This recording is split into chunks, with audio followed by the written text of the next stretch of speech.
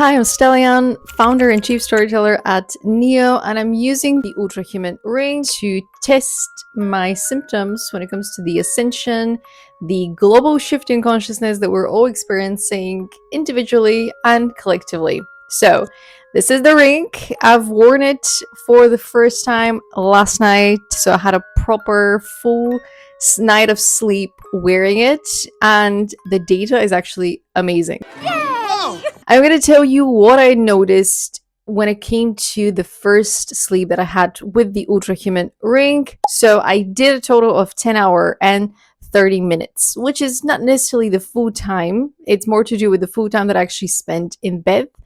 And I had 5 full sleep cycles. So what's interesting is that I'm noticing there is a sleep depth, so minus 4 hours and 30 minutes. So my optimum time for sleeping is about 6 hours, which I kind of disagree with, because I think women should sleep a little bit more than men because of all the hormonal changes that we're going through. And also, when you're undergoing an active integration as part of your spiritual awakening and ascension, you need more sleep. Like, your body's going to let you know when you need more sleep. And I have definitely been exhausted for the last few days, even though I'm just returning from a holiday.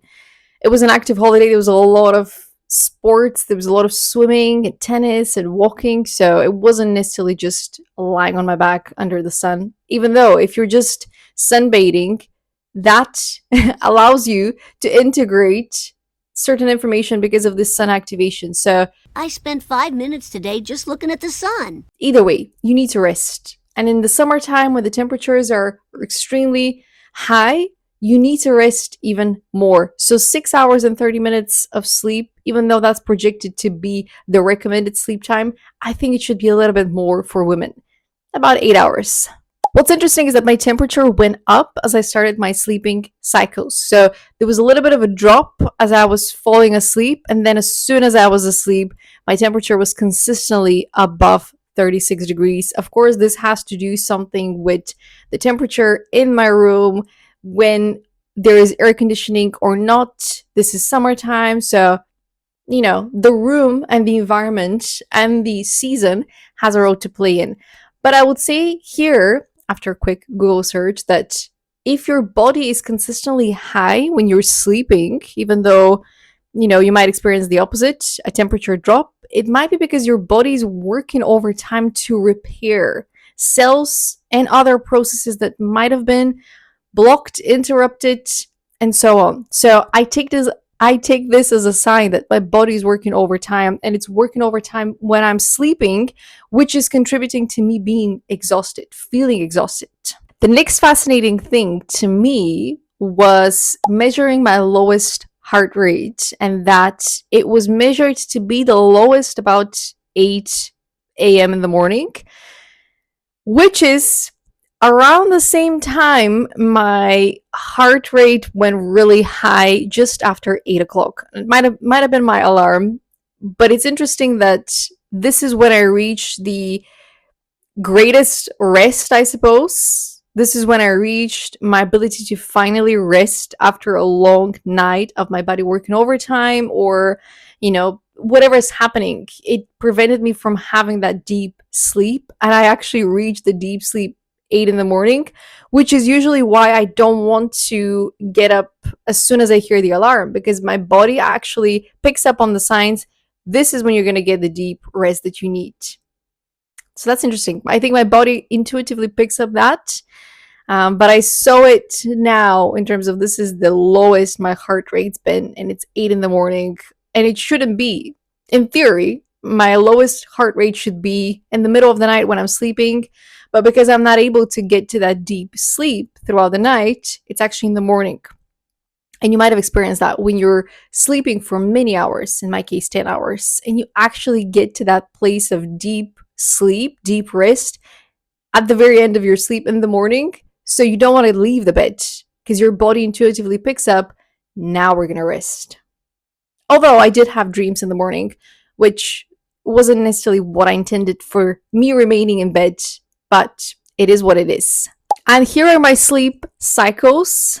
And what I mean by, completing those deep long cycles in the middle of the night, actually, it didn't give me the rest that my body needed, which is why in the morning when I woke up, I needed more sleep, which is when I completed another cycle. However, this was kind of interrupted by me having more of the sleep. It's kind of like the more of the dream. The dream continued, and I remember the dream. And it's very interesting. I think this is where we're going to go a little bit more spiritual, but I had people in my dream that I no longer talk to and I no longer want to talk to, and yet they were hijacking my dream space by taking me on quests that I wouldn't volunteer to be part of. And so I'm talking about people that are not interested in the spiritual journey, people that are interested in partying and drinking, and dare I say even drugs, because that was mentioned in my dreams. These are things that do not interest me. I have stopped drinking for a very long time, over 2 years now. And so having people from my past in my dreams taking me on journeys that are somewhat dangerous to me, that's not my choice of dream. And this is where I say that my dreams have been hijacked a little bit. This might be my subconscious mind working overtime. It might also be spiritual interruptions. This is more of the woo-woo stuff of these videos, but it's important for us to mention the dream space because this is part of our sleeping time. It's part of our recovery time. And so when we're dreaming for a large portion of our sleeping period, we are not able to get the rest that we need. And so what I have here is 5 cycles, one period that was kind of interrupted.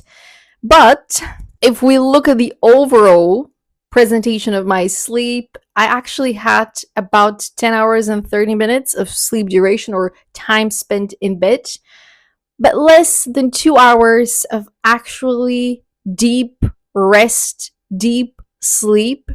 The rest of the time, which is about 8 hours, is me doing things, processing things, whether it's the mind, whether it's the body. So just because you've slept a long time doesn't mean that you've had the rest that your body needed. So if you need more rest, rest. If you want to join me in this challenge, get the ULTRAHUMAN Ring or use your ring.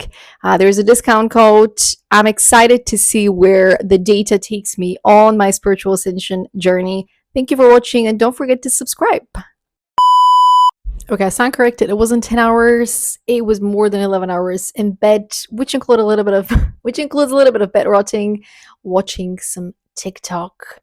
But in my defense, I am watching TikTok to get inspired how to create my content better. And I receive a lot of channeled messages the same way that I deliver channeled messages. Here's one more thing that I enjoy about the ULTRAHUMAN database and why I would recommend it. You get a breakdown of what is going good and what is going bad in your sleep, the contributors to your sleep. And the sleep efficiency is kind of flagged as good, but it can be great. Temperature was within reach. The restfulness needs attention. Again, I mentioned that I was feeling exhausted and that I'm consistently feeling exhausted for the last few days, which to me is an indication that I'm undergoing some integrations, that my body's working overtime to support my immune system, my lymphatic system, and also spiritually. I would say there's a lot of projections. There's a lot more eyes on my content, which means more energy is being directed towards me. And I think that plays a role on one's restfulness throughout periods of elevation, spiritually speaking, societally speaking, and so on. But the ring has already flagged that the restfulness needs attention.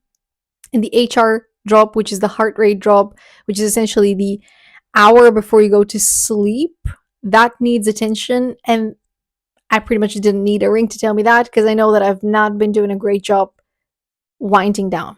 I've been skipping some of the meditation that I normally do. I've been skipping some of the reading that I normally do before bed, but I love that the ring picked it up in one wearing session. And so this brain waste clearance, the scale and how it breaks it down and where it can be improved, it's really useful because it's telling me, it's pretty much verifying what I'm already feeling, but it's giving me the data to back up my intuition. And so when I say I'm exhausted and I need more sleep, that's not necessarily that I need to spend more time in bed rotting, but rather there are things that I can do that are within my control, such as my heart rate drop, that window, that 1 hour before I go to sleep. I need to remove electronics. I need to do a meditation. I need to dim down the room. These are things that are in my control. I can do that to improve my sleep.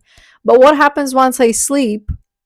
I now have this ring to monitor that, to give me an indication as to how my body is functioning when it's not in my control. What's happening when I go to sleep, a little bit like when you are in a plane and the pilot is driving that plane.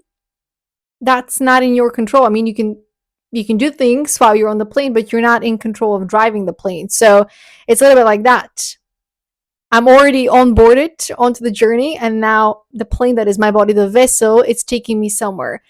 The environment, however, I can track what's happening within that environment consciously once I wake up and see what's the journey. What journey have I undertaken when I slept last night? And if I remember the dreams, I can also understand how dreaming of people from the past affected me, or dreaming about scenarios that were a little bit more stressful affected me, which is exciting to watch. So once I woke up today, I had a notification that was within the app that I found really useful, which was, did you have late stimulants last night? So your HR stayed elevated for over 8 hours into sleep, suggesting possible late caffeine or stress. I didn't have second coffee for the day, and I really wanted to. And I have a little bit of the ADHD where when you drink coffee, your system actually relaxes. And maybe this is why I wanted the second coffee for the day, because that would help me relax my brain neural pathways in whatever way my brain works. It calms down after drinking coffee, my second coffee for the day, and I didn't have it. But anyway, I did feel the stress, and I'm still feeling the stress, and I don't necessarily have something that's stressing me. So I would say this is part of that so-called spiritual warfare that we're undergoing, where the stress is being directed at us. And yes, we can do things to minimize that by good habits. We can exercise, we can eat properly, but sometimes the stress that we're feeling is energetic stress. And this is precisely why I wanted to buy the ULTRAHUMAN Ring, to measure that. Because there are days when I genuinely felt like I was going crazy because the stress was so much. Like my heart rate would just be a lot, and there was nothing to suggest why that would be happening in my life. And so these were the days when I thought, and I knew, rather, I didn't think it, I knew it, that this was part of the pressure that is being placed onto us, especially those of us that are awakening, because we're remembering aspects of our authenticity, fragments of our purpose, and it's much more difficult to manipulate us and sidetrack us and delay us and distract us. So the pressure is on, and I've got the data to prove that the pressure is on. I didn't get the coffee and I didn't have the stress, but my sleep shows exactly what I'm feeling internally, and that's a lot of pressure that cannot be explained. And I got a notification a little bit later in the day, which was a really surprising addition. You've earned extra caffeine flexibility. Last night's recovery was strong. It was long. Your brain cleared waste efficiently. You've got made room to enjoy caffeine in moderation. So I love coffee, and I mentioned that I didn't get a second coffee yesterday. I did get extra caffeine today, and I'm planning a little workout outside in the sun. So this is going to be an awesome addition to my fitness routine, and I'm excited to see how my heart's doing while I'm outside exercising. So as I mentioned, I'll be using the ULTRAHUMAN Ring to track my Ascension symptoms in August and September, and overall to track my well-being, how I'm recovering, how I'm integrating things, how I can improve my habits in the next 2 months as I'm preparing for the last quarter of the year.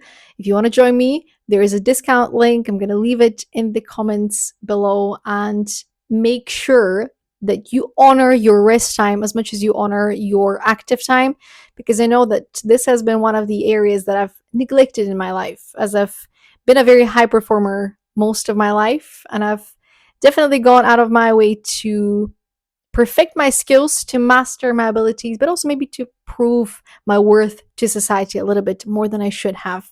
And so, with the increased self love, self worth, and understanding of one's self worth, there comes the increase of one's rest period.